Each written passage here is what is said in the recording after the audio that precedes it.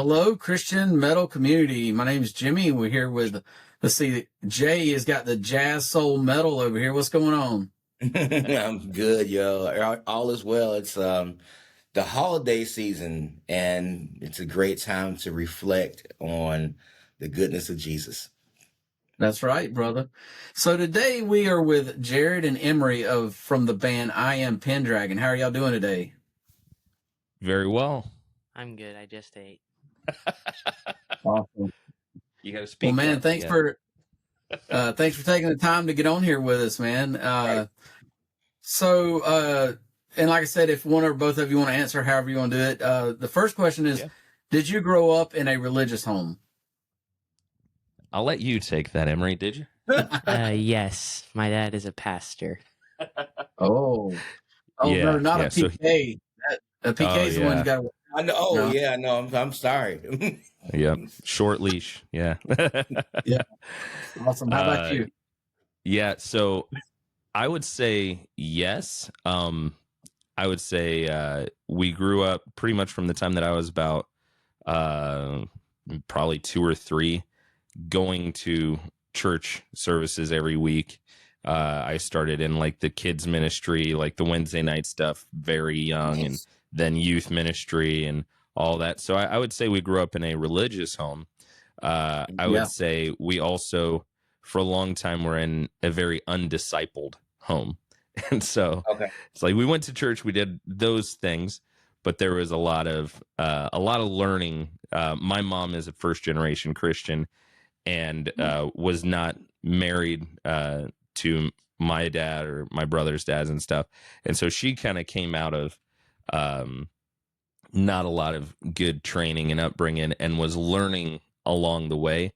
So we got to kind of see all of that firsthand where, you know, we'd go to church and do all that stuff, but there was also a lot of other things going on outside of church, and her growing into that as she matured in her relationship with God. So we had the foundations, but again, not a lot of discipleship. Gotcha. Okay. All right. So y'all grew up in a musical home.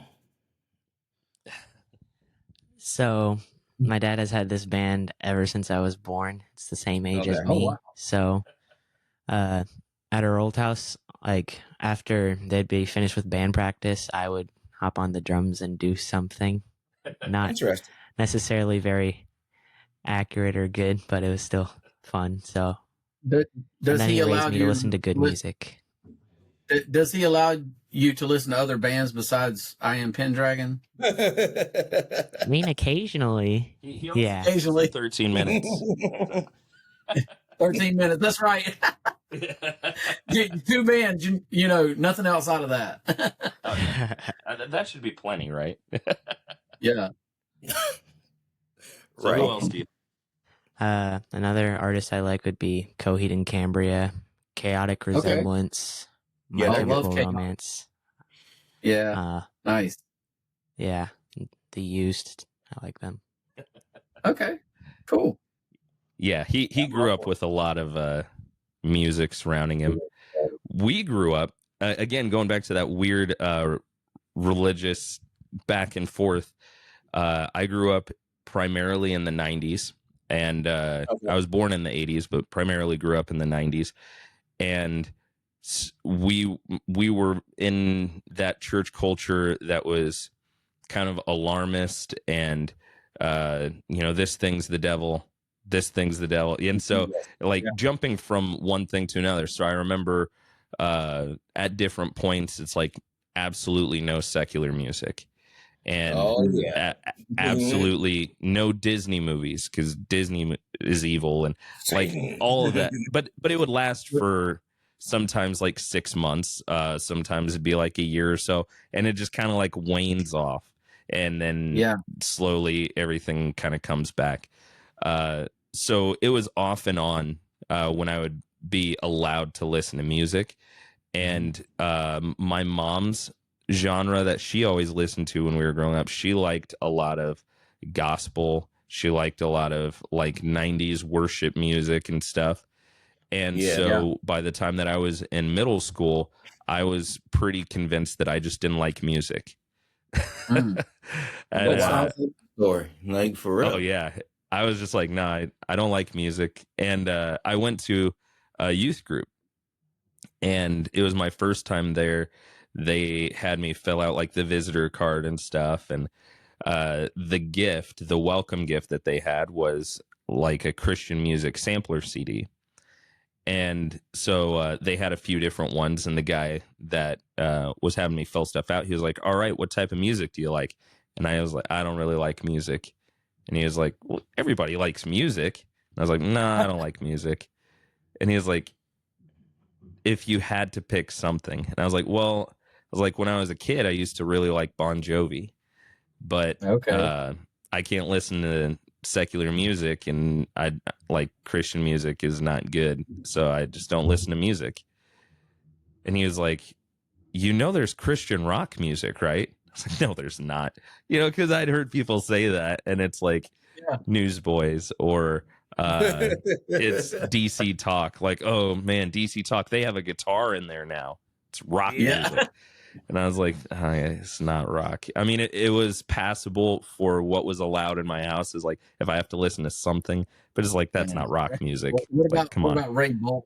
Is Ray Boltz on that list? No, I heard Ray Bolt. Golly, I remember when is it Mercy Me? I can only imagine. Yeah. And that was like on the radio, just on repeat All for the like time, 2 dude. years. Yeah. And they're like, oh, rock band, Third Day. I was like, guys. So I was just like convinced I don't like music.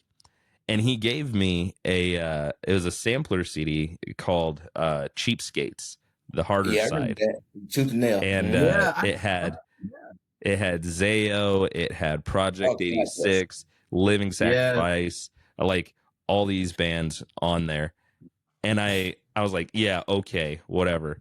And like from the outside, it didn't look like a cool CD. It had this picture of like a nerdy dude with glasses, and it looked like retro style. And so I was like, this is not going to be good. And I turn it in there, and I was like, I'm going to get in trouble listening to this. Yeah. I was like, I took it back the next week. I was like, dude, I told you my mom only lets me listen to Christian music. And he was like, this is Christian. And he's like pulling up lyrics and stuff. And I was like, what? And Roger World. oh man, like from that point forward, I would say of that album, it was Project 86 that really just locked in. It was a One-Armed Man, that song. And I was just like, dude, what is this? I need more of that. And I loved Zayo. I loved Living Sacrifice. Like I had probably like 6 or 7 songs on that CD back when we used to have the CD Walkman, and you could set it to only play like your list. So it was like track 2, track 4, 5, 8, that kind of thing. And I would just listen to those same 7 songs on repeat because it was the only CD I had that was worth listening to. And so that kind of opened up the door. And then I started joining bands the next year. I started as a drummer and was doing drums and vocals in a band that never went anywhere. We never played a show, wrote a couple songs, and that kind of fizzled out.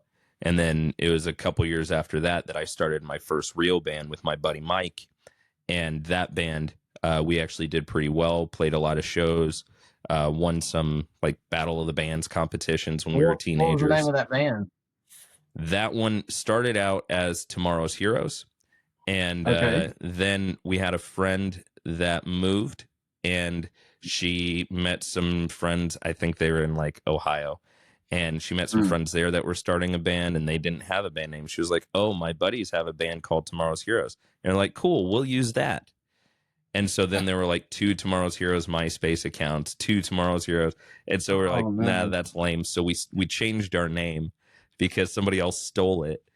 And so then it was called The Dreams Awake. And that was when we really started to pick up a lot of fans and play a lot of shows, get radio play and stuff. So nothing that ever made it like outside of Omaha, outside of Nebraska. But here in town, we had a real good following, and we had a great scene back then. So we could pack out shows, and it was a lot of fun.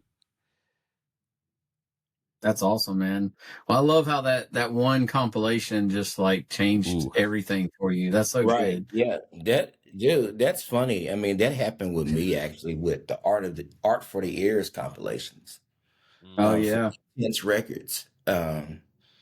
Like I literally grew up in the same way. Like parents wouldn't let me listen to secular music for sure. All they listened to was gospel and CCM radio. Oh man. I discovered the Art for the Ears compilation. I remember I did go to a bookstore and I heard like some stuff about groups like PID and also Oh, yeah. Vengeance Rising, but Oh, never did really take right. that. Oh, wow. How about that? And like I didn't really take any of that home, but especially Vengeance Rising. I remember my mom saw that the picture from Once Dead, and she was like, "No, that's not allowed in the home." Like, Oh yeah. they were like zombies or whatever coming out of graves. So she was like, "No, that's not gonna Look, happen." and you wearing a zombie shirt. Look at that. I am. How about that? I'm wearing Maybe Made an Yo. mom. impression. No, we don't want any moms watching this.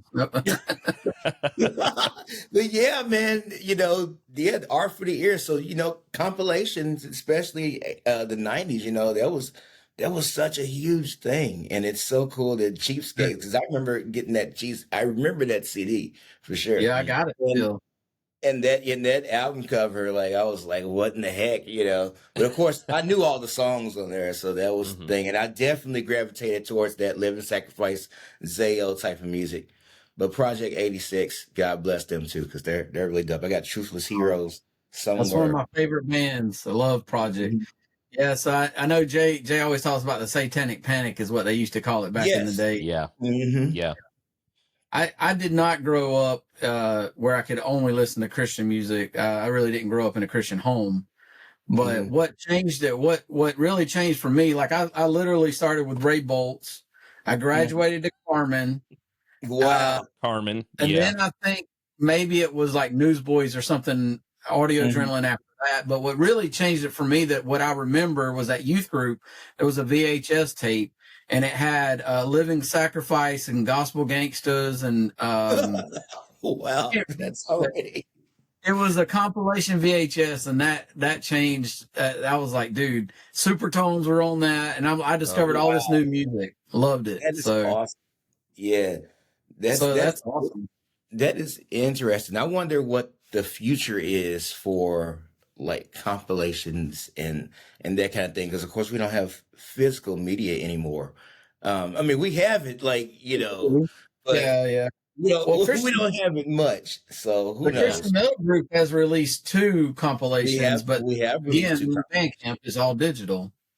Yes, So we had to get you all in the next one. Let's go. But yeah, Awesome. yeah. so let's talk about So the name. Oh, go ahead. Go ahead, no, Jimmy. no, you good. Go Okay. ahead. Let's talk about the name I'm the Pendragon. Where'd that come from? The name, the actual line itself came out of a C.S. Lewis book called That Hideous Strength. Okay. And Yes, Lewis, yes. I love C.S. Lewis, man. He's a bit of a Yeah, nerd. Yeah. absolutely. I'm a huge nerd, yeah. Yes, Yeah, I man. got my X-Men on. So, yeah, C.S. Lewis is one of my all-time favorite writers. It's Lewis and Tolkien. And Okay. I read a lot of stuff, and I'm a pastor, and I read theology books and all that kind of stuff. But man, C.S. Lewis and Tolkien, they did such an awesome job at capturing the way that we think about God, and then using these fantasy stories to relay truth and to Yeah. like basically use art as a way to get across the message in a way that I think so many Christians have been trying to do and not doing well. They did just superbly. Yep. So yeah, I love C.S. Lewis, and that book. As I was reading it, I'm like fully invested, and it's this whole scene that's going on, and I'm like sitting there like, oh man, this is tight. Like reading it like I'm watching a movie or something, and it gets to that line, "I am the Pendragon," and I was like, ooh, That would be a cool band name.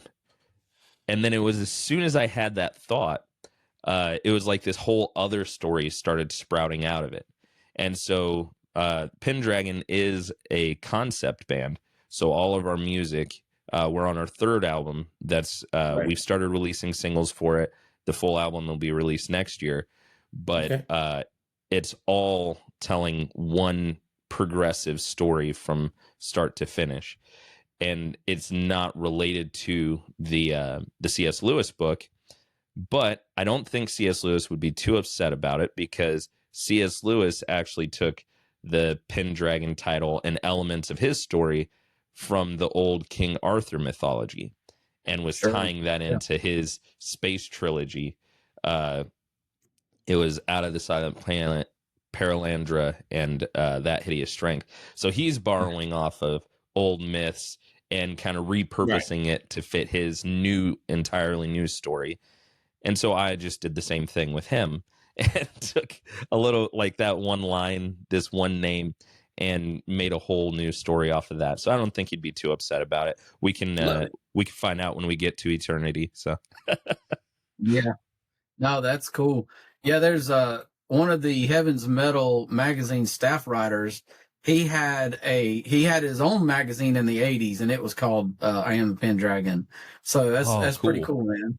Yeah, that is cool. I'm gonna have to find one of those, hanging up in my band room. I like the idea. I know you're not the only concept album, band out there, but I don't know too many. I know there's bands that do concept albums, but not as a whole theme for the whole band. So all that came based out off of the name is what you're saying, and it just continued? It just, I mean, it felt like a download. Like it went from nothing to world building in a matter of minutes, where it's like, if this, then that. And it just kind of all started spilling out together. True. And I had like the whole idea for this story and then started writing music. And it was like, as I was visualizing this story in my mind, I'm hearing like a soundtrack behind it. And then I was like, okay, I got to figure out a way to tell the story through the music. And it's been there's a whole list of songs that I wrote in the very, very beginning. And I think of, I don't know, 15 or so songs, only 2 of them ever actually made it to a full band and ended up getting played, because a lot of it in the beginning was just fleshing out, what is this sound, how does this look like? And I had a lot of it, I was leaning into like, for the bad guys, it kind of like in Star Wars, you have the Imperial March theme, and then you have Luke's theme, and the different characters, the good guys, the bad guys, the light side of the Force, the dark side of the Force, they all are portrayed musically through different themes. So when this music kicks in, they don't even have to show the guy yet, but where we're going with it. And I was like, I want to kind of have a band that is versatile enough in the sound that when we're leaning into this more like progressive element, where it gets more technical, that's like this, that's the bad guys. That's this technocratic, humanistic, all of this stuff. And it's very mechanical. And so I can lean more into that prog sound. When I'm going into like the good guys, these are guys that have been like basically hidden out in the woods in a valley in between these mountains, just trying to live a quiet life away from all the world falling down around them until it starts to find them and seek them out. They're pulled into the story and they don't want to fight, but now they realize they have to. And so I was like, I want a sound that's more of like especially in the early stuff, there is more of like a Southern rock, kind of a rootsy style. That was the theme that I was trying to pull from for those guys. And then On this latest album, the first single that we dropped was Wake the Dregs.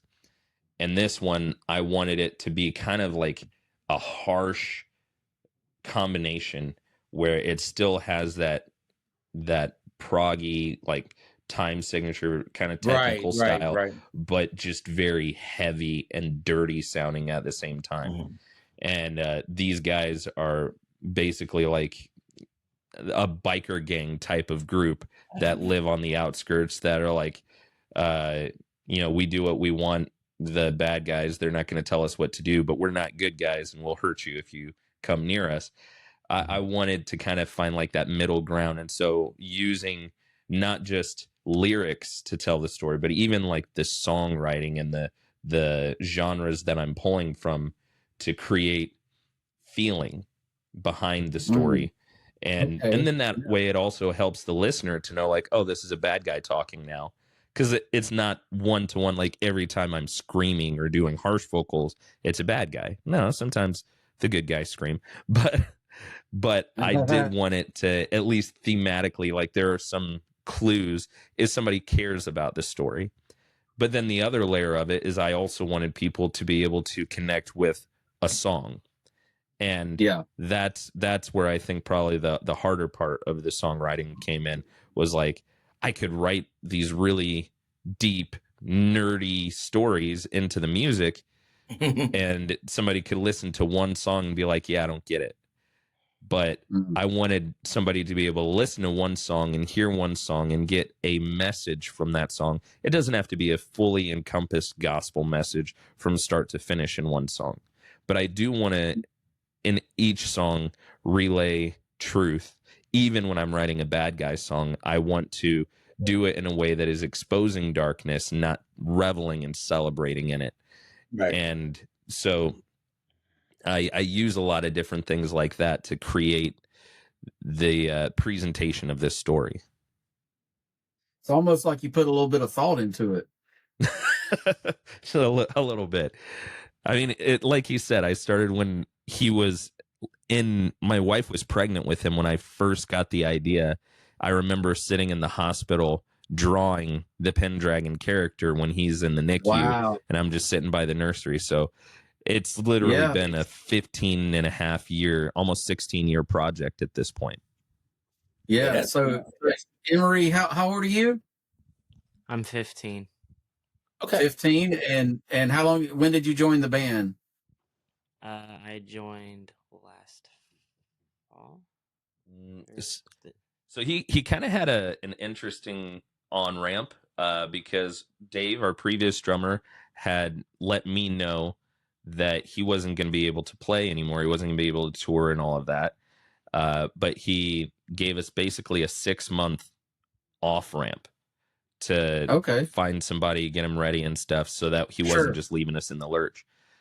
And it was actually Moose, our bassist, that was like, Emery came and filled in one day when Dave wasn't there. He wasn't too bad. And I was like, yeah, he wasn't too bad, but he's not stage ready.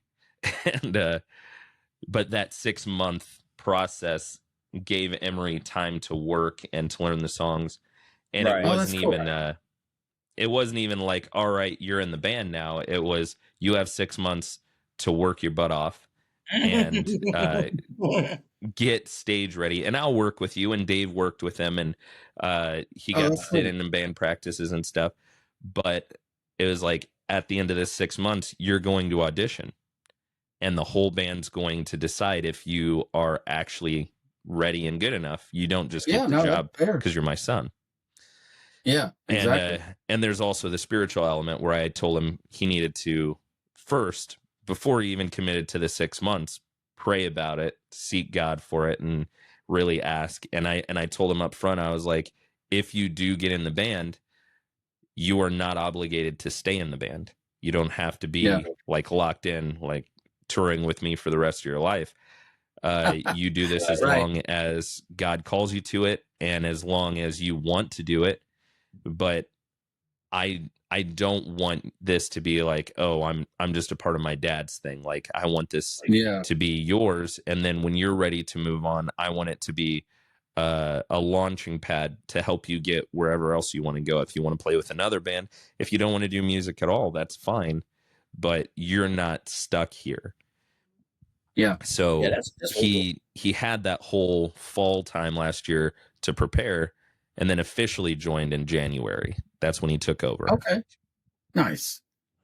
Yeah, it was very hard learning his songs. He doesn't like writing normal things. He's not a normal person. Yeah.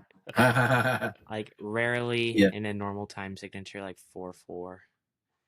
He writes ridiculous. I do write 4/4, not for a whole song most of the time. but not for a whole song. There's like there's 4/4 sections. So Yeah.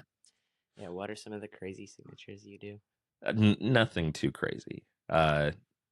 We did like 7/8. We did 5/4. We do a lot of 3/6. It's mostly in time changes in songs. It's not like I do an entire song in some obscure signature. It just fits. That's just how the song needs to be written. Yeah, he also loves polyrhythms. Polyrhythm, yeah. Well, because they're good. So facts. Nice. But Yeah, so you know, I think one thing that you said about concept stuff, it explains why some of the songs sound different and somewhat cohesive. But I think when you do concept album, it definitely allows you to pull from genres in a way that, like, simply doing a album might not allow. So I think that's a cool thing that I observed. So I see on your Facebook you got a concert coming up in December with Relent and Diatheke and Ignescent. That's awesome. We've interviewed Diatheke and Ignescent. Those are great bands. Yeah. I would love to would love to get Relent on here at some point. That would be great. So what does your touring look like for the coming up year? We are we're in kind of a interesting spot because with my role in 13 minutes also, we this year took basically the whole first half of the year, and that was all 13 minutes touring. I don't think we did any shows, and a big part of that was also because Emery was still working up and getting ready for the live stuff. Sure. I think your first one was in July. that sounds about right. Yeah. So his first show was in July this year, and then from that point forward, I had a few 13-minute shows left, but Pendragon started picking up. For next year, it looks like 13 minutes is going to just focus more on a few festival shows, like some bigger shows. We're going to be going back to Exodo Fest in Mexico, doing that kind of stuff. And so it's going to leave more room for Pendragon to tour a little bit. But he is 15. And so we also have to work around the school schedule. He was able to get the full week off last week, and we did a tour. We went Iowa, Nebraska, Oklahoma, Texas, Arkansas, and played every night. And so he got to get his first tour run experience and had a lot of fun with that. But we have to kind of pick our time slots of when we're going to do those types of runs, because if he misses too much school, then he has to do it all over again. I don't Oh man, it was so funny. I was literally just about to ask about that. Yeah, that would not be fun. Yeah. No. Yeah, that's. But my wife and I, we work for the school. So my wife is a kindergarten teacher, and I work as the janitor, really, facilities guy at the school. And just this year, they split the high school off. It was preschool through 12th grade. Now they have the high school has their own building, and then we have the elementary through middle school. But it's still very connected and everything. So we were able to talk with the teachers and let them know in advance. They helped get his work already like sent over. So while we were out, he was doing a lot of stuff while we're driving. And so he was able to keep up with his schoolwork, but there's good partnership and flexibility that we have with this school. Nice. And since you brought it up, go ahead and tell us about how did your involvement with 13 Minutes come about? And we're actually going to be interviewing Jamie here before too long too. Mm-hmm. Oh man, how long you got for that interview?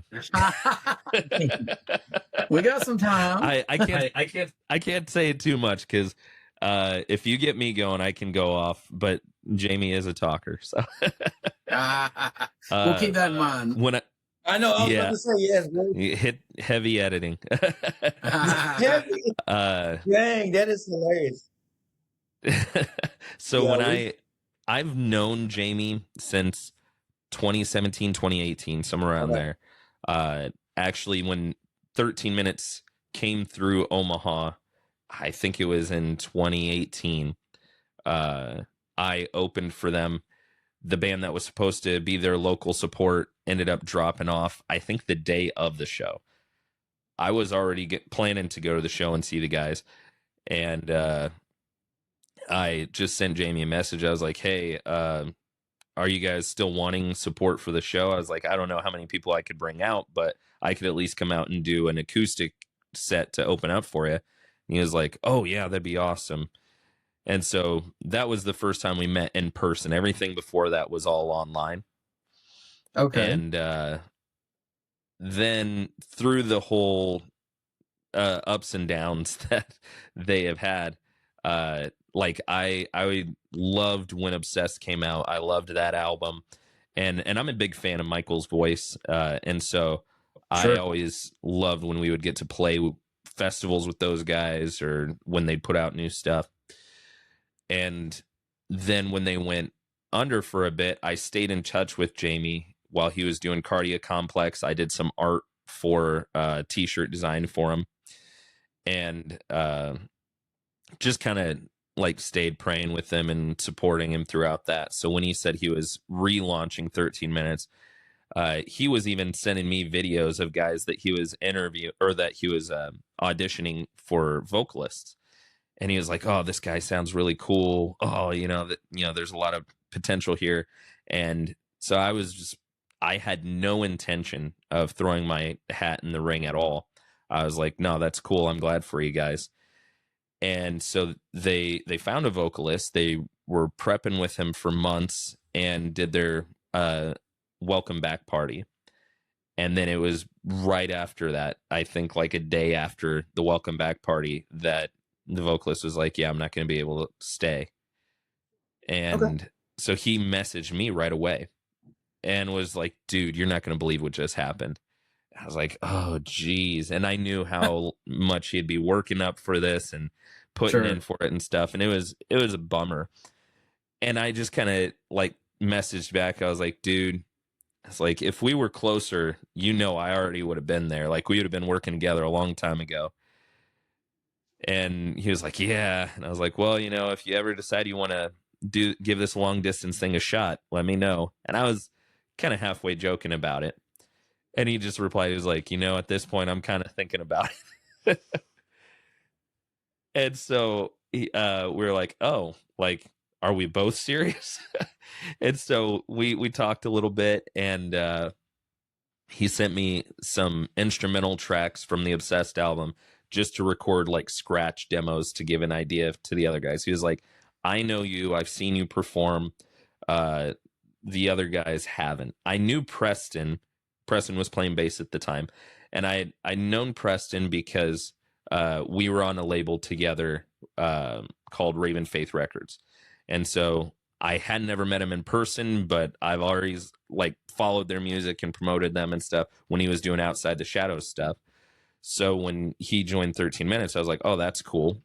And I'd met Thomas when we played Audio Feed, and 13 Minutes was there. And so I'd met him, but hadn't really had much interaction. So Jamie was like, I know you. I've seen you perform. I like you. But, I have to do a little bit of selling to the guys to make sure like everybody's good with it. So I recorded the demos for him, and he sent me another song. I recorded demos again, and they were like, he sounds great, and if you like him, we like him. So Jamie, he's a talker. He also is terrible at like keeping a secret. So he was like, with the singer that they had, he at least gave him like, I'll finish out the commitments that we've already made, and then I'm going to step out.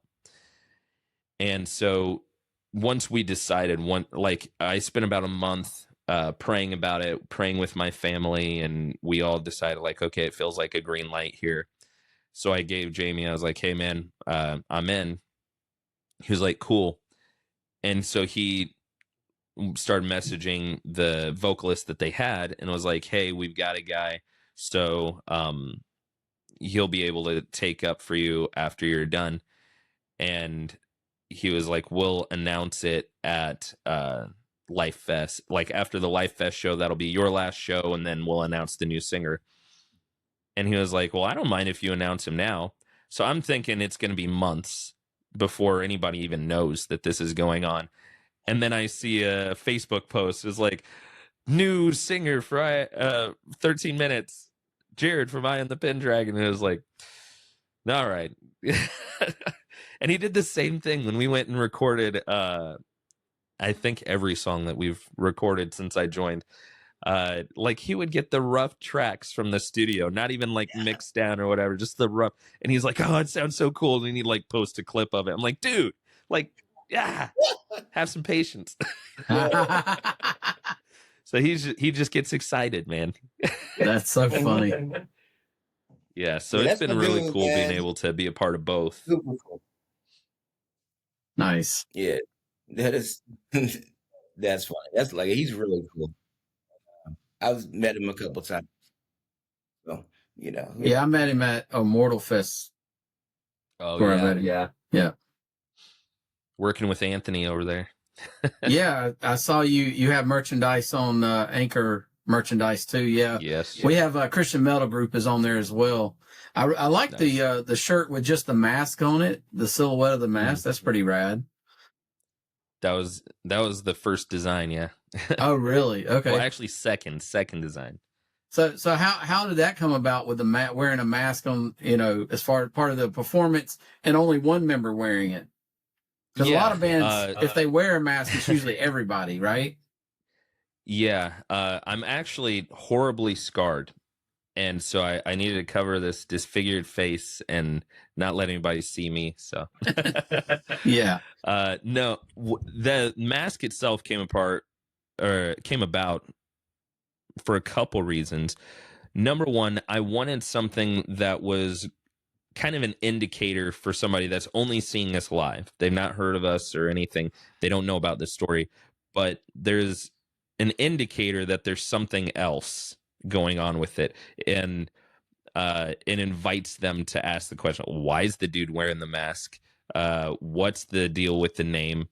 And so that they can start to find more if they want to. So I saw that even just me wearing the mask, representing the one character in the story, as a way to introduce people to this idea that there is something deeper here, and kind of an invitation for them to go deeper. The other part, which is more practical, and this was something from the very beginning that was in my mind, was that I never wanted it to be about me.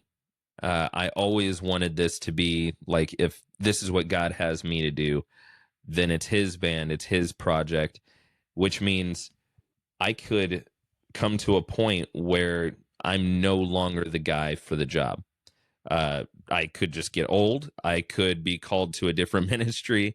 There could be a lot of different reasons, but it didn't have to stop if I'm not there. It could continue, and it could even have a visual continuation. Somebody else can just take up the mask. And that was, off of, you know, comic books and all that stuff, you know. Yeah. There's a whole arc in Batman of like fighting for the cowl, who's going to get Batman's mantle when he got zapped back in time and is fighting dinosaurs and stuff. Other story, but it's that idea that somebody else can step up and lead, and it doesn't have to be me, and it's not Jared's thing. I am not the Pendragon. It's we are I Am The Pendragon. Yeah. It's a project that exists. It doesn't have to live just with me. Makes sense. So how many instruments do you play? I can play any instrument. I only play a few decently. But I can get out there and I can play it. So as far as training, the only things that I've been actually trained on is drums, and that was like snare. I was playing in this like little band. We would do like Christmas songs and stuff like that. But I got a little bit of like notes and like how to read music and stuff like that from just playing drums.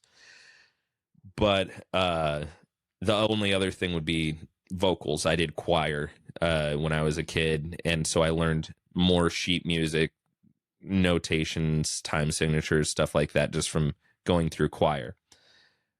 I taught myself bass because I was leading worship in the youth group that I was part of, and we always needed a bass player.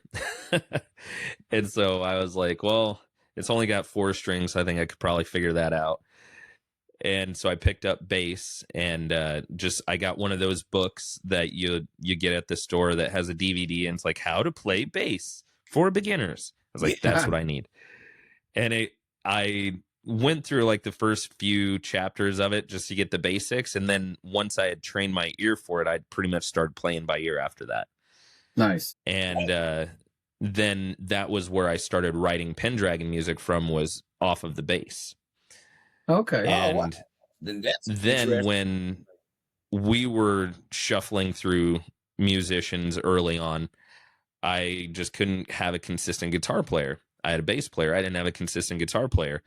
So I was like, let me see what I can do. And I found out about drop tuning and power chords. And I was like, whoa, this is so easy. I could just do a barred power chord and drop tuning, and then I can even like stack it. So it sounds like it's really good, but it's like super basic.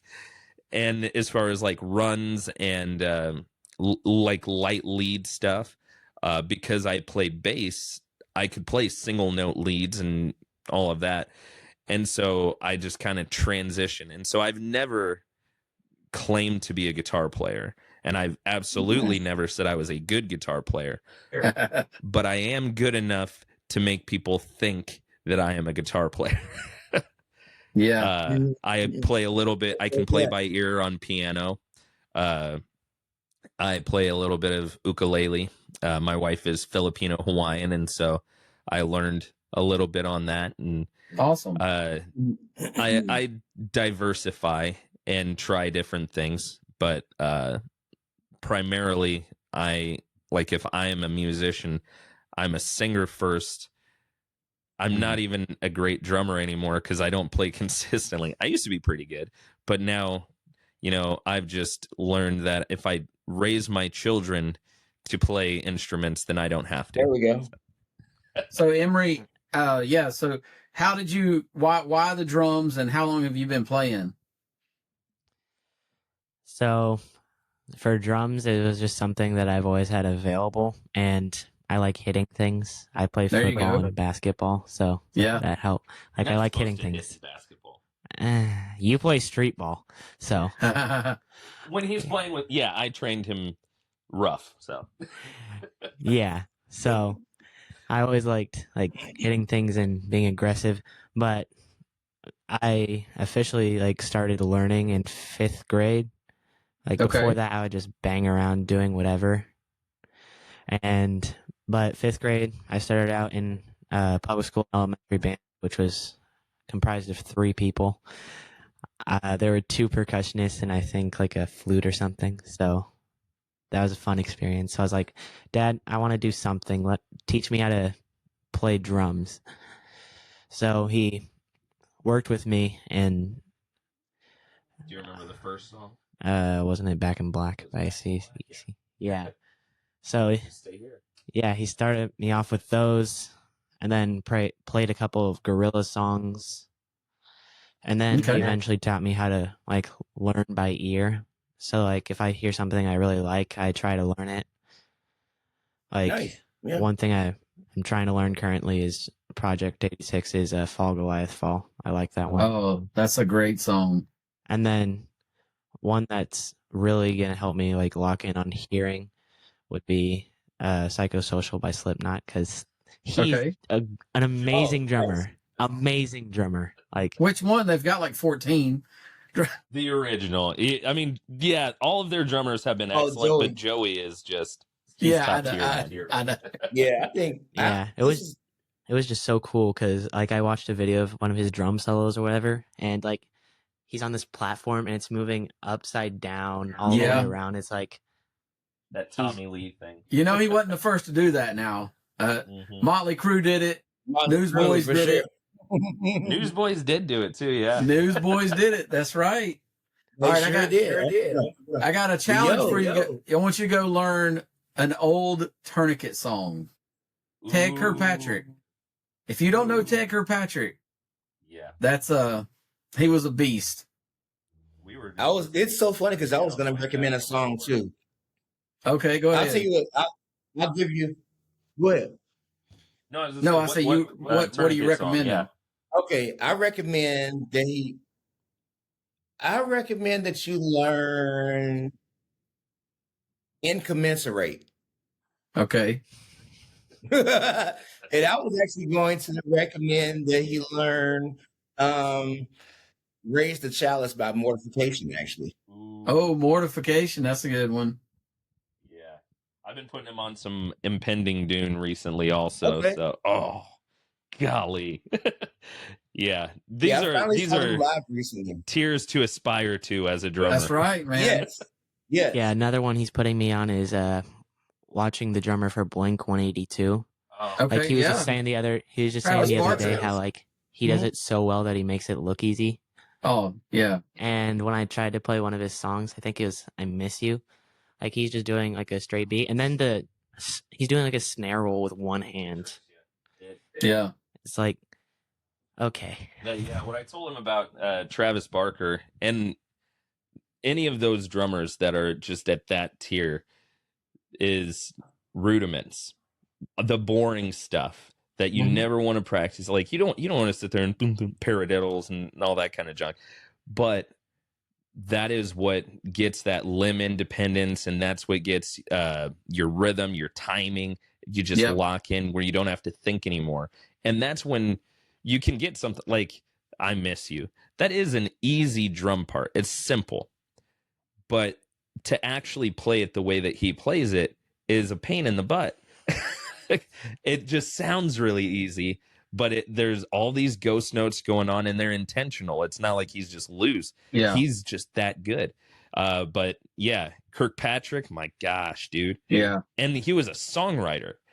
And absolutely. That's what's awesome. I would say like Broken Chromosomes or something like that, man. It's so technical. But if you want to go back, way back, you go to study Buddy Rich. He was in a big band, and he's one of the best drummers of all time. Oh, yeah. And then, of course, you got Neil Peart from Rush, which, I mean, his just insane. And also Nico... Big Rush fans. Yeah, Nico McBain from Iron Maiden, who just recently retired from touring. But... Right. Amazing musicians. I mean, you know, Neil Peart, even at the height of his, whenever they had been around for 30 years, he still went and took lessons. He took lessons from a master jazz percussionist to learn and keep learning. I mean, it's just so impressive, you know? Yeah, Yeah, for I our have high I have a school, couple of we do pep band and jazz band. I'm involved. Okay. I share those with another drummer. He's a senior this year. He's also yeah, really good. I like him. yeah, Like, there's a couple of drummers that I love. Yeah, Josh Hare. He up Josh and Hope, coming drummer. You'll hear about him soon. So Oh, nice. okay. Yeah, I got a couple more recommendations too. So Omar Hakeem, you ever heard of him? I have. I don't think he has. Yeah. No, that's definitely before your time. You know, he has some really good stuff. There's a song called Urban Samba by Urban Knight, and it's a song, and it's a really See, now I'm cool. just gonna have to go back and watch the episode so we can make sure we hit all these songs. Right, Right. exactly. Obviously, Dennis Chambers, you know, was always a lot of people have cited him as a big influence, including Oh like yeah, some of those Norwegian black metal bands like Mayhem. Like yeah. have cited Dennis Chambers as you know, as an influence. And let's see, there's Thomas Pridgen. You familiar with Thomas Pridgen? I don't think so. No. Dude, you gotta check out Thomas Pridgen. He used to play for Mars Volta. And Yeah. also he used to play with Suicidal Tendencies. Yes.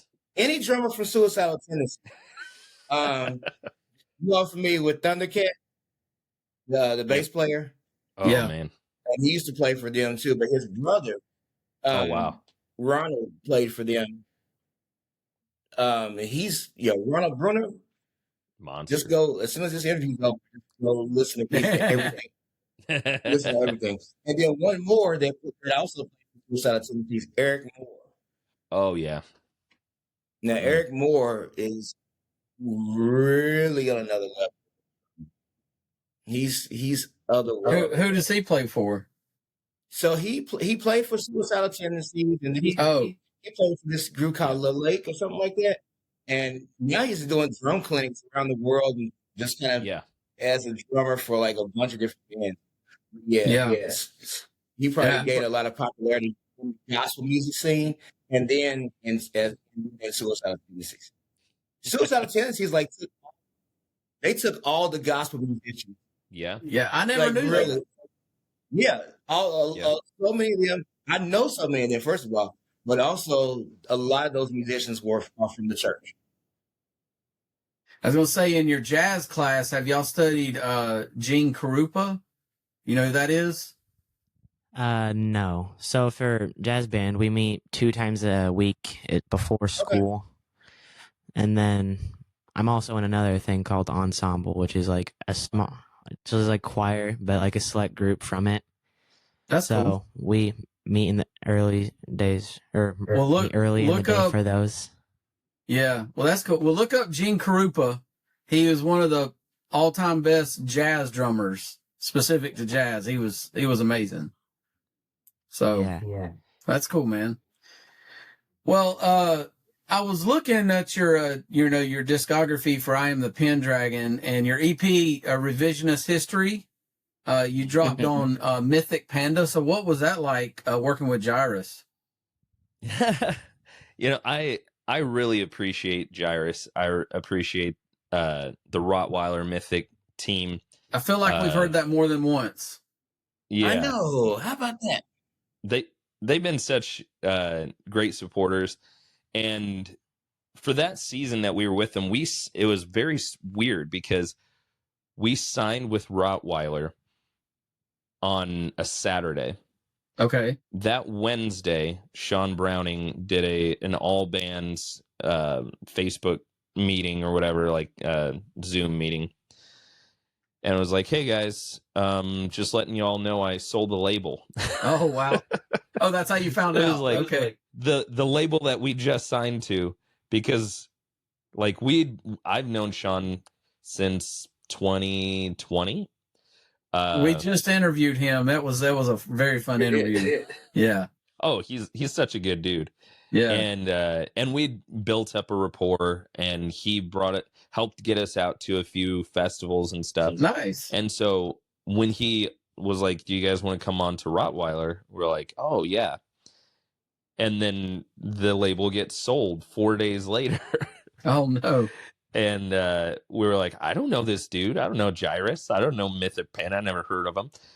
And so he was like, just, trust the guys. And he's like, I think they're going to do a good job with it. And so we were able to go down to Dallas and record with them at the Mythic Panda studio. And that's where we did Revisionist History. And just getting to know the guys, and it was cool because Milton, he's another guy that works over there. He played drums for us on the album. We were able through them to get Rocky Gray to do lead guitar for us. Oh, wow. That's awesome. And so he filled in on a few songs, and that was really cool. Our guitarist, Daryl, right before we were heading out to Kingdom Come Festival, we were going to do KCF in June. We were going to go down in August, I think it was, to record at Mythic. And Daryl ended up having a stroke right before that. Oh, no. And so he was still very much in the early stages of recovery and didn't know if he was going to be able to use half of his body going forward. We had no idea. And so that's rough. He gave us the blessing. He was like, you don't have to wait for me to record. Like, just go down there and take care of stuff. And we're like, all right.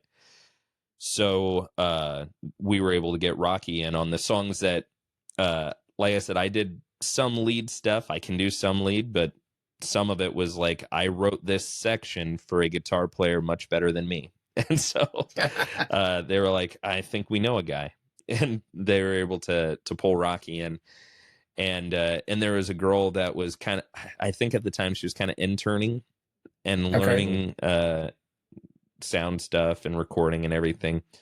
And she's got her own band called Sage Gray now, but she did guest vocals on one of our songs also. So it was just a very family atmosphere and being able to pull all these people in.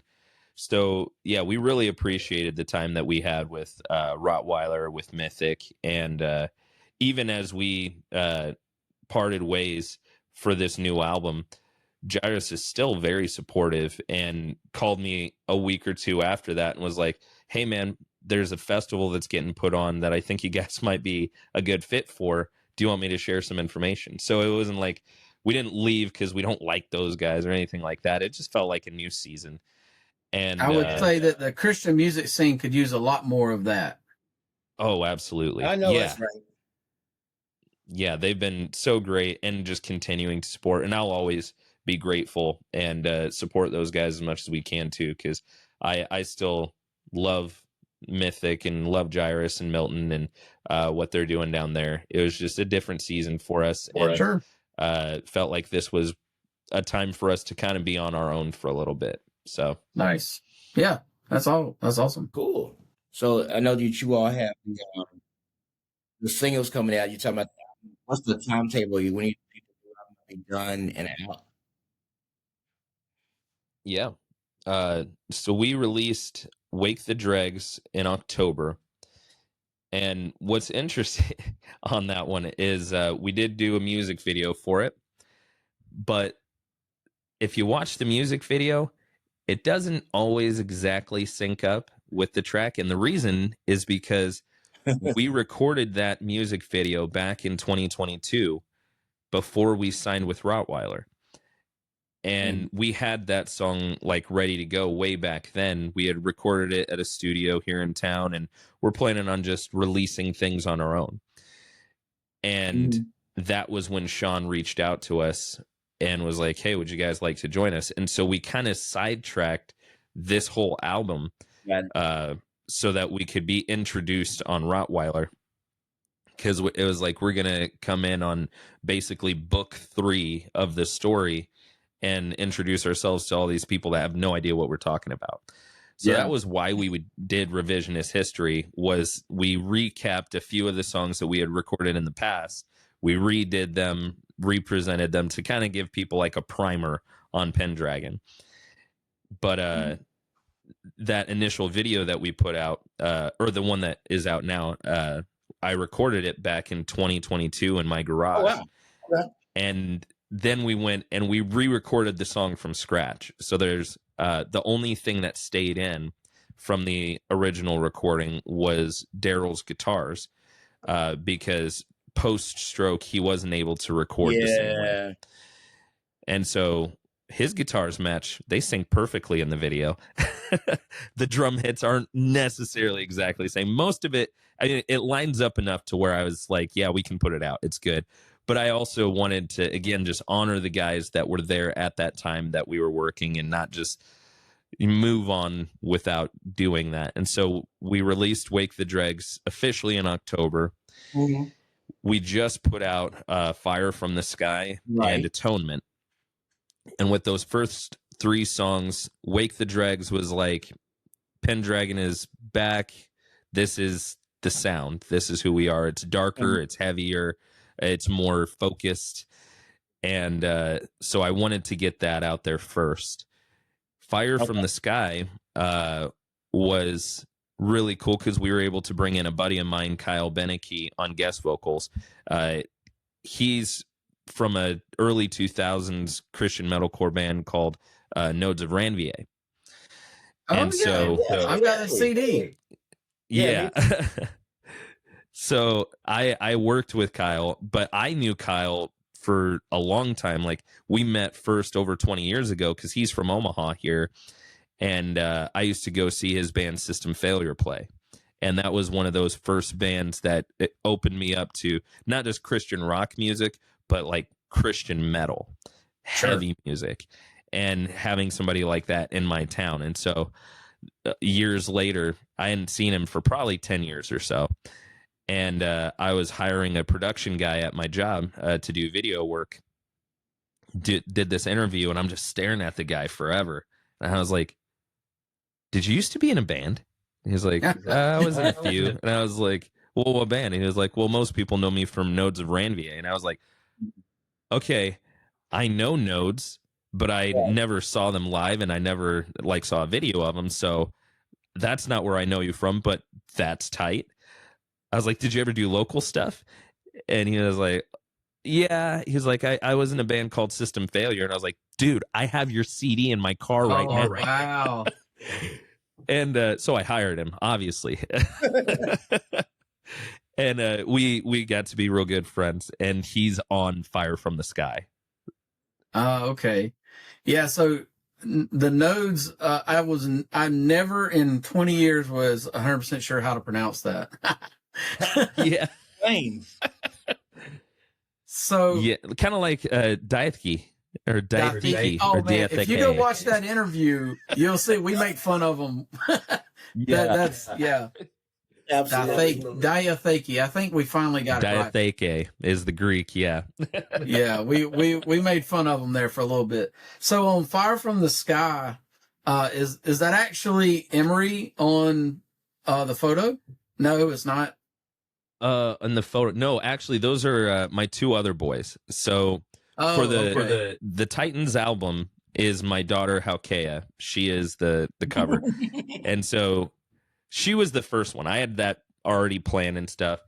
When we were doing all the new band photos, my other boys were sitting there, and my wife is actually going to be featured as a cover for a single we're putting out next year. Nice. But my other boys were there like, are you going to take our picture? I was like, all right, go put on something black. Yeah.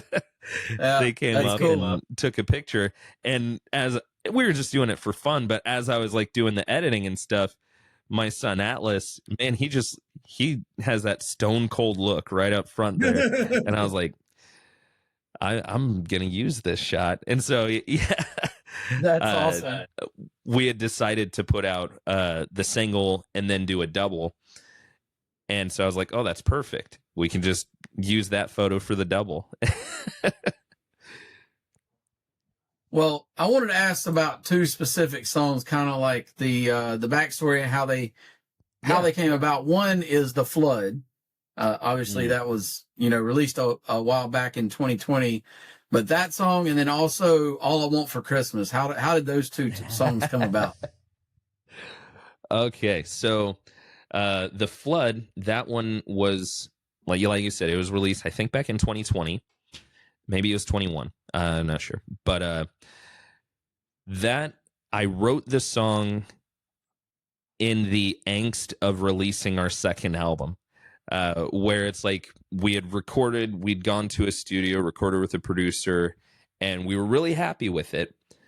Sent it to the label. That was when we were on Raven Faith. And then from the time that the label submits it and it's getting pressed and it's getting ready to be digitally released and stuff, from that point until it actually came out, I just had this knot in my stomach. And it was like, I felt sick. I was like, it's not good enough. It's not good enough. And from what I've heard, that's a familiar experience to a lot of musicians, a lot of artists. But there were certain aspects about it that I was like, this just didn't hit what I was trying to hit with it. And it's funny, I got the first review back from Doug Van Pelt. And I grew up reading HM. And so I was like, oh man, what's he gonna say? And it was like a 4-star. It was like it wasn't bad, it wasn't good. It was like right in the middle, something like that, 4.5 out of 10, something like that. Gotcha. And I was like, yeah, I kind of feel that. And so one of the things that he had said in the review was like, it just felt like it wasn't focused, and that there seems to be a story going on, but I don't really get the story. And he didn't get that it was the second part of a whole concept band. He was thinking it's just self-contained. And so he was like, yeah, they're like, I don't understand the characters, or like if there is a world or whatever. It's like, yeah, we did all that in the first album. And so I understood that, but it gave me like, I just need to like have this. I need the sound to hit. I need the lyrics, the story, like everything has to be tight. And so before the second album released, I brought the Flood to the band and it was like, hey guys, this is where we're going next. And they were like, oh, this is a little bit different, but it sounds good. And it's got a little more of that rock edge to it, a little bit heavier, more aggressive tone to it. And also lyrically, I wanted this to be like an establishing shot. I wanted it to like, this is who we are. This is what the story is about. So that then you could listen to the rest of the album and have a baseline for the story. And so that was where the Flood came about. We recorded it back then, released that as a single when we were just planning on going out on our own the first time. And that one has been a mainstay in our set list from that point forward. We've been playing it live at every single show. See, I love to hear the history behind it. That's awesome. Yeah, and that one still to this day, I can play it and still just feel really good about it. And that was something different when we released, or when technically the whole Titans album is not released, but it's all uploaded. It's all out of my hands at this point. And I still feel really good about everything. I didn't get the knots. I didn't get the sickness. Like, I just felt like, no, this is actually good. This is what I wanted from the time that I started. Like, this is what we were aiming for. Yeah. And so that's been really nice to have that. And we did go back and re-record the Flood. It's not like a complete reimagination or anything like that. It's still the same song.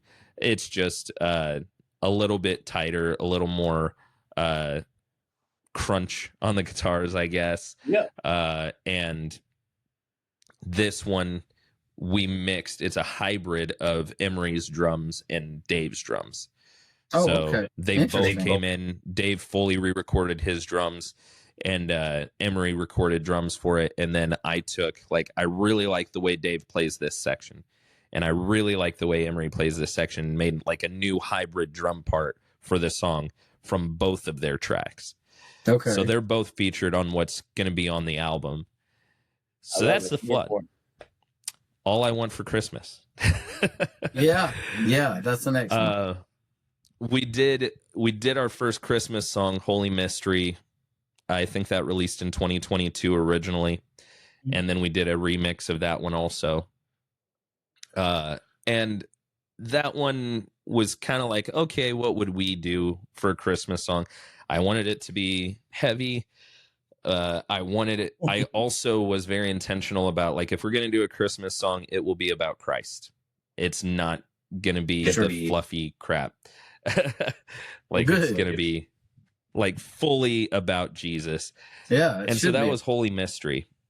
And then I wasn't necessarily planning on making it a regular thing, but the next year we had people like, so you're going to do another Christmas song? Yeah. Like, I had done like a devotional for Holy Mystery to go along with it, kind of giving the backstory of what all that was. But I was like, oh gosh, people want another Christmas song. And so I was like, oh, I better write something. And my first thought was, man, I really hate that Mariah Carey song. I know, yeah. I know. I was going to ask about that. You already know. Yeah. I do not want to hear that again. I was like, but the thing that just drives me nuts is, like, it's not even, it's so far removed from Christmas that the song is really just, it's a love song that takes place at Christmas time. Yeah. It's not even a Christmas song. It's about, like, all I want for Christmas is you, whatever. Like, I hated it. I was like, it's stupid. And so, but that's the one that's always playing, always, every time I go to the store from November through December, it's always there. Christmas and romance. I was like, what if we did our own thing and we called it All I Want for Christmas and made it about God and not about all the junk. But if we named it that, then, you know, people might accidentally stumble on it too when they're looking for the crappy Mariah Carey song. Then they can, you know, get the rock Jesus Christmas song. And and so that one I took off of, there's a few key lines in there. There's I should remember it better because we just practiced it, because we will be playing both Christmas tracks at Wreck the Halls in a couple weeks. So but the line is oh wretched man that I am, who will save me from the weight of my sin. Okay. And that was one of the anchor lines for the song that in my head I was like, this is the need. This is why Jesus came, was to save us. And so I want that to be the central focus. I like that. And so we hit that a few times in the song, but then when we get to the chorus, it's, remember me, Lord, as you enter in. This heart is so unworthy. I need to be born again. And that is hopefully, obviously, referencing back to the thief on the cross, because that's what he says to Jesus. And it's like, that is a picture of us. Every single Christian is, traditionally, he's known as Dismas. But every single Christian is the thief on the cross that is like, we deserve this. This is what we have earned from our sin and our wickedness and our rebellion. And he is perfect and he does not deserve this, but he's taking this on himself. And so it's just this beautiful picture of the gospel, and then the grace and the glory of Jesus to turn to him and say, this day you will enter into paradise with me. And it's just like, it's so undeserved. This is the greatest gift to the lowliest person, and each one of us is that lowliest person. And so those were the key concepts. And just, I wanted it to be fully immersive of like, this is all about Jesus. And the very last line of the song is, this Christmas, all I want is you. That's good. And so that was the idea for that song. And yeah, I really enjoy playing it. It's been a fun one, but it's I wouldn't categorize it as a worship song. because directionally it's not written in that way, but it's very much like the heart cry, the prayer to God, the prayer to Jesus. Like, this is what I want my heart to be saying. I want to have everything just centered and focused around you. And I want even our Christmas celebration to be centrally focused on Jesus. So that was the whole idea for that one. That's awesome. I'm guessing you did not get the same backlash that Skillet did for their new song, right? They covered, not for that song. They covered "O Come Emmanuel" and people are saying it's demonic. I don't understand any of it. I have had plenty of that. Oh, really? And again, I understand it because, I mean, we typically are wearing a lot of black. I wear a mask. We're called I Am The Pendragon. Right. We dragon is right in the name. So devil, it's right there. Yeah. So it's like, I get it. But I've also been able to have those conversations with people, some of them online, some of them in person, that will come out swinging at us. Like when we play at churches, which is not a lot. But when we do, how could you have a band like this? We were actually playing with Chaotic Resemblance back in 22 or 23. Yeah.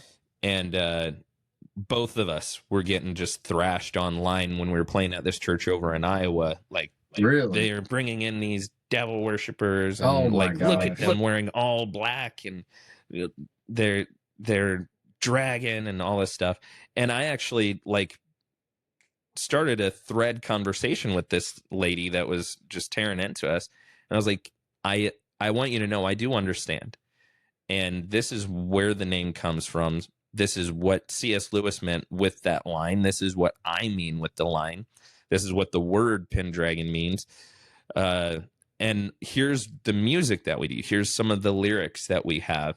Yeah. And this is why we have this aesthetic. This is why we dress a certain way, why I scream and yell, and I want the music to match the message. When I first started that high school band, that teenage band that I told you guys about, we had a song called Angels Cry. And it was written off of that passage that says, the angels stand before the throne of God crying, holy, holy, holy is the Lord God Almighty, who was and is to come. And the train of his robe fills the temple. And when the angels were shouting, the whole temple shook. And I remember reading that and saying, man, if they're shouting so loudly that the temple itself is shaking, I don't think it sounds like Third Day. I don't think it sounds like Agnus Day. I think it's going to sound more aggressive. Like, it sounds bigger and harsher. Like, this is not like holy, holy. This is like everything in your guts coming out, because that is the only response that could even get a fraction of the true response to standing in the throne room of God, is like everything. And so I was like, it has to be heavy. It has to be loud. I mean, we've interviewed Frost Like Ashes and Grave Robber. Right. And they talk about, all these themes are in the Bible. It's not like they're making stuff up. It's still scriptural, it's not all butterflies and roses, right? Not everything. So actually very few of that in scripture. Right. It's a lot of hardship. Well, hey, as we wrap it up here, I just had one other thing I was noticing on your website is you have a devotional, and that's just not something you see a whole lot on a band website. And I'm assuming that's because, being a pastor and all. So how did that come about? That was back when we released Holy Mystery. Okay. I wanted to do something that was different. And again, not just different to be different with intention. I didn't want to I don't have any problems with people making money off of what they produce. So I don't want people to think that. But I have done on our Facebook page over the years different devotionals and stuff, like written daily reading stuff. But I wanted to do something that was free that anybody could find and look at, that would be like an Advent type of devotional. And so for that one, I focused on those juxtapositions that we see in Scripture, because our tendency, and I think this comes out with what's going on with Skillet, where we see things only in extremes. And so it, like, if you have this harsh music, it has to be evil. Obviously, there's no such thing as Christ honoring, holy, worshipful music that can be screaming and look angry. We deal with everything in extremes. And what we see in Scripture is God is very much about tension. He holds these things all together, where and we see it perfectly embodied in the incarnation of Jesus. And very first, you have the God-man, and the church has wrestled with what this is since he came. And it's been clearly written in Scripture, and people still are like, but it doesn't make sense. Yes, it doesn't make sense. How can he be fully God and fully man? Yeah. Only because he is fully God and fully man. Like it, we would try to say, oh, well, he's 50-50, or something like the Trinity, where we even have different heresies that have popped up in the church over the years, like modalism, where at times God appears as the Father, at times God appears as the Son, at times he appears as the Spirit, and that's modalism. But that's a heresy. And I don't think it's because they were trying to dishonor God or they were trying to dishonor Scripture. I think it's because as people, we have a hard time staying in tension. How can all of this be true? How can how can there be one God, three persons? That doesn't make sense. There's tension there. And God creates the entirety of creation in tension, and then enters into that creation and introduces even a greater sense of tension. Like, how can the creator enter into the creation? How can he be eternal and also be born? And some of the lines in the song is like, first breath of the breath of life. Like, how is this possible? But it's because he is God, because he is outside and above creation, that he can hold the tension, that he can be all of these things at once. And you can fully rest in the tension without being driven to one side or the other. And we're bad at that in the church. We always want to go to one side or the other. We're Calvinist, we're Arminian, or we're premillennial, postmillennial, amillennial, whatever.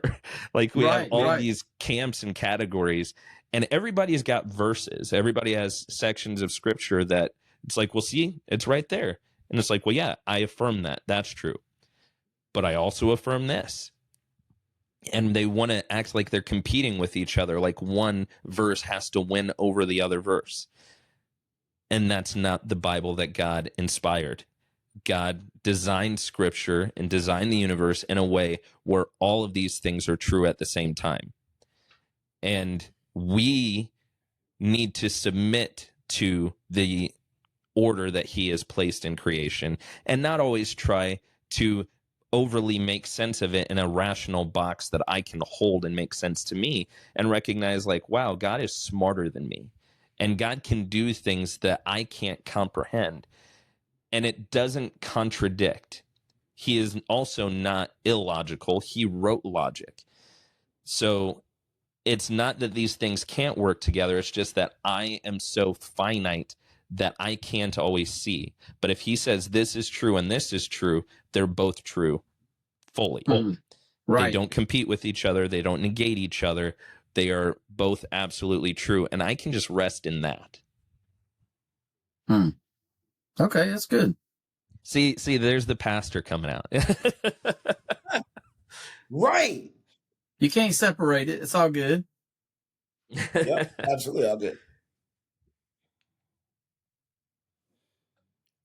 Well, I was gonna say, Jimmy, you can go on and answer. We'll ask these questions in a typical order. Yeah, go ahead, Jay. Okay, yo, what is your favorite thing about being a Christian? Okay, it echoed. Did you say favorite Christian album? Yes, that too. Let's Okay. let's go with that. Okay. Or did you say Christmas? I couldn't understand. We'll get to that. This is a two-part question. Let's go with your favorite Christian album. Oh, Then golly. we'll go with the other question. Okay, so to start first, or favorite Christian album. Let's go Christian metal album. Yeah. Oh, well, it would have been that anyway. So I'm not going back to Carmen, but golly, favorite Christian album. I would to categorically put it as a Christian album. I would say, golly, Demon Hunter, Summer of Darkness. Oh, wow. Is one of my all-time favorite albums. I like a lot of I love all their stuff, but that album was a pivotal one for me. Definitely one of their heavier ones. Oh yeah, and where I struggle with the question is because a band Mailing and the Sons of Disaster, are they categorically Christian? That's a tough one. I mean, they're in the market. I would say so. Yeah. And I know Dallas is a believer. I've talked with Dallas and prayed with Dallas and stuff. Great dude. But gosh, which Mailing one is the Sons of Disaster 3? That's what I was about to go with. I got it on. I've got that one on vinyl. That's what I was going to ask. Dirty, 1, 2, or 3. Yeah. That is so sick, right? Two was like, and okay. 1, 2, and 3 as a trilogy are just some of the best back-to-back albums that any band's ever put out, in my opinion. I loved the first Mailing album, and then the second one came out. I was like, how can it be better? Like, the first one was so good. How could it be better? And then when 3 came out, I was like, you're just showing off. You're just it's so dang good. All right, Emery, favorite Christian. So I'd also go with Mailing and then Sons of Disaster 3, but I'd say a close second would probably be a tie between Emery, The Question, and I'm Only a Man album. Those are amazing. So that right there is called parenting done right. So yes, sir. He was named after the band. I was actually going to ask that. I was. That is so good. So that's one of my wife's favorite bands of all time. She loves Emery. I took her on a surprise date one time. We saw Emery, To Speak of Wolves, and who else was on that tour? Oh my gosh, Under Oath. It was an amazing tour. Oh.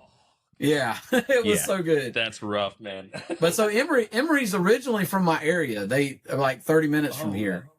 Before they moved to Seattle when they got signed and all that. Mm-hmm.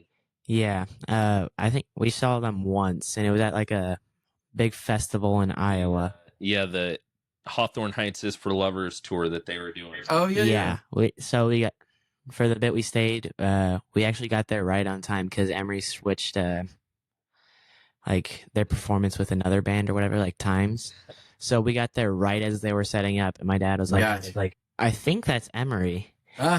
Yeah. So they were supposed to be headlining that day, but it was like 115 degrees, and it was like a festival style show, and they were going to be going on at night, but they were like, we figured all of you guys came out here and you're standing out here all day in the heat, and we're not going to just let you guys do that. We're going to play early, and we're going to come rock out with. So Emery and then Hawthorne Heights played back to back right in the middle of the day. So I won't tell you how many times I've seen Emery, but the last time I saw them, they played the question front to back. Yeah. It was the 20th year anniversary. That's And my wife super was epic. there. We seen people there at that show that we ain't seen in 20 people. Like people Now, I never stopped going to shows, but a lot of these people, they hadn't been to a show since Emery played 20 years ago.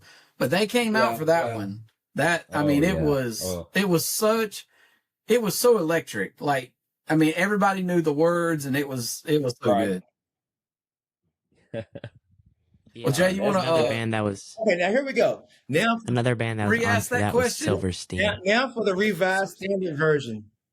All right, so favorite Christmas album. No, Lord, no. Is that No, that wasn't the question. No, All right, okay. try it no, again. what was it? Okay, what is your favorite thing about being a Christian? I'll let Okay, Cameron okay. answer first. That makes what I was like. Gosh, Every I'd answer be first scraping the and then bottom of the we'll barrel. go down. Okay, favorite thing about being a Christian, man, just growing in relationship with Jesus over the years, and learning to know God as like first Savior, but then as like friend who cares about me, who actually like has plans for my good. I grew up pretty rough. I was homeless for a while. I didn't go to high school at all. And so I had struggled a lot with the idea of like my life is not going to go anywhere. Like all my hopes, all my plans when I wasn't able to go to high school, I had to get a job when I was 15. When all that happened, I was like, I'm stuck. There's no future. But then God just continually opening doors and opportunities, allowing me to continue to grow in different ways. I did eventually get my GED when I was 18, but him just carrying me through those things and saying, no, like I have plans for you and they are good plans and you can trust me. Because even at that time, I was a believer. I was, following God, going to church and everything. But I didn't see how my life could get forward. Because even like I said before that, I was homeless. And so my plan was I'm going to go to ROTC when I'm in high school. And then I'm going to join military as soon as I graduate. And then I'm going to do the 4 years, get the GI Bill. That's the only way I'm going to college. And then I'm going to be a mortician or a forensic analyst and cut up dead bodies. That was my plan. But it was very much rooted in like these things. This seems like a path forward. There's security, not safety in the military, but there's money. And then I can go to college. There's no other way I'm going to college. And so a really lucrative career going into the medical field, and there's probably not a lot of competition for people who would cut up dead bodies, and I don't think that would bother me. And so I had this very logical plan mapped out, and it got completely derailed. And I was like, God, what am I going to do now? And he didn't ever at any point show me the whole plan, and I still have no idea where this ride has taken me. But he would show me like the next step, or like, here's the next. I don't think we could handle it. We couldn't handle it if he showed us everything at the same time. I know that's right. Absolutely. And it was just learning to trust him in faith. And then the next pivotal transformation was when I had Emery. After I got married, and we had Emery 9 months later. So we were married June 27th. He was born March 26th. So 9 months to the day. Were you listening to Emery? The name came because I was throwing out names to my wife, and she was shooting them down left and right. I was coming home from work one night, and I was listening to Emery, and I knew they had gotten the name from a student that I think Toby had. When he was working as a para or something. And I was like, that's a cool name. And I knew it means like bold. And so I was like, I'll try it out. And I threw it out to her. I was like, what do you think about Emery? as a name. And she was like, huh. Huh. I was like, that's the best response we've gotten. So that's the name. Nice. And she also likes the band, but yeah, when I was holding him and in the hospital, he was in the NICU for a few weeks when he was born, and had to like have a PICC line. He had a big syringe needle like stuck into his head, like all sorts of crazy. He had one stuck in his heart and all sorts of crazy stuff. But I remember holding him and just very clearly hearing the voice of God, like, this is how I see you. And so I'd known him as Savior. I'd known him as friend. I'd known him as Lord. But Father was new for me. I had no relationship with my dad. I had a couple of extremely abusive stepdads. And so I did not have any kind of category for that. And I didn't understand what was really missing until I became a father. And then I'm holding my son and looking at him, and it's like, oh my gosh, like this is so different. And so this relationship aspect of God is like, he's so much more and he's so much better than anything.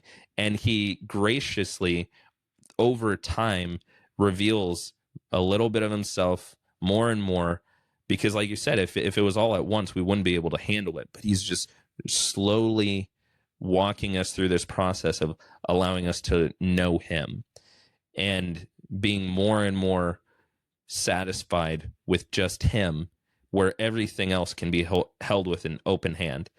And it goes, that old hymn, take the world, but give me Jesus. It's like when that starts to become the truth of your life, and you can actually say those types of words honestly, that is what I love about being a Christian, is just it's complete, total fulfillment in him. Yeah. And Emery, you want to answer? Yeah, one thing I like about it is like the protection. Like, because I'm in football, Moose was worried so much about me getting injured before the tour. He was like, oh no, because he played football and he got injured, and he was like, oh no, I really hope he doesn't get injured. But like whole football season, nothing like too serious, like cuts and scripts, stuff like that. But like, and then 2 days before the tour, I sprained my ankle playing basketball. Man. That's not good for a drummer. No, it's not good for a drummer at all. But like, it was just a really quick recovery. Like 3 days after that, it was like nothing. I didn't take anything. I didn't have to wear a brace or anything. Like for the first show that we did of the tour, I think I did, what was it? Ibuprofen? Yeah. Yeah. But it's funny because that's one of the best shows I've played. And that was on recently. It was my right one, I think. Okay. Which unfortunately is my dominant one. Yeah. Right. But yeah, but now tour's over and I'm back in basketball. So so protection, healing. Yeah. Yeah. That's good, man. Well, so our last question is, what can the Christian metal community do to help support I Am the Pendragon as the band? I would say the general things of buy our merch, come to our shows. those obviously help us financially. Prayer is always important. My co-pastor, he always says prayer is the heavy lifting. And so, yeah, we appreciate people's prayers, and they really do sustain us when we're out there. What I would say in that regard is stay tuned, because we're doing the album run right now, and we've got more stuff planned for all through like next summer and stuff. But I've been talking to some other friends in the Christian music, rock, heavy music stuff's world, and we want to create something that is more immersive, something that's more inclusive, because there's an aspect of Christian music that is very performative, where it's like we show up, we play a show, and you just come out and you watch us do a thing. But I feel like there is a lot of opportunity for the people that are coming out and wanting to support these bands, like in the same way that we support missionaries. Not that I'm just gonna like post a thing and say, hey, send us money or whatever, but that there is a way for people to be more tangibly what is the word? Tactilely connected to the ministries that the bands are doing outside of just going in the stage. Because what we do, like I said, most of the time we're not playing churches. We have built more relationships with churches over the years, so that's been growing. But a lot of what we've done over the years is playing in bars, playing in clubs, playing for community groups or whatever, non-Christian venues. And a lot of our ministry is outward to those people and bringing the gospel to them, being a light in the darkness. And I feel like there is a way that the Christian who wants to support a band like that can actually be a part of those sorts of things too. So I've been talking with some friends, other Christian musicians, and we're in extremely early phases of like fleshing things out. Like, what could it look like? What could it sound like? You know, and also creating a better artistic experience for everybody that's there too. So for instance, think back to the Striper Heaven and Hell tours back in the day. Like, Okay. Christian, just straight up Christian band going out with, you know, a modern day equivalent to Wasp, which, you know, now they're doing Golgotha. They're one of my favorite metal albums. Yeah, I love that album. So there's impact there, but like there aren't a whole lot of bands that are willing to do that are willing to go to the darkest places. Like, your audience follows you because you hate Jesus. Sounds like you need Jesus. Let's go there. That kind of thing. And so we're figuring out, like, what would that look like now? What would it look like for bands to be doing those types of intentional tours and shows where we're not just playing to the same home Christian crowd all the time? Like, we're going to war here and intending to be victorious. And how can we pull people into that and let the listener actually be a part of making that happen? Right. That's good. So, prayer for clarity, and also, like I said, stay tuned, because as God is opening up and giving us ideas, just stay tuned. And when we start talking and having more direction, we want to make opportunity for people to engage with it. Okay. Sounds great, man. This has been great. I appreciate your time. Y'all got anything else? I'm good. Yeah.